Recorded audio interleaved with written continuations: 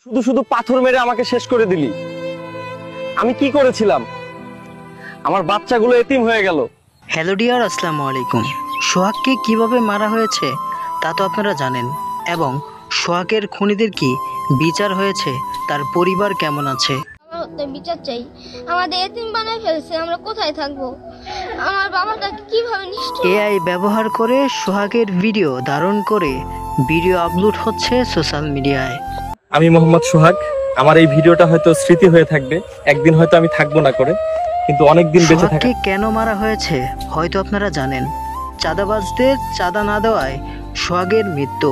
তবে যে পাথর দিয়ে মারা হয়েছে সেটার ছবি তুলতেও এখন ব্যস্ত হয়ে পড়েছে দর্শকরা।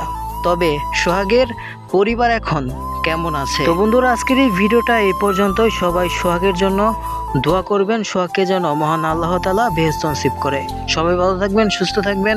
আসসালামু আলাইকুম, আল্লাহ হাফেজ।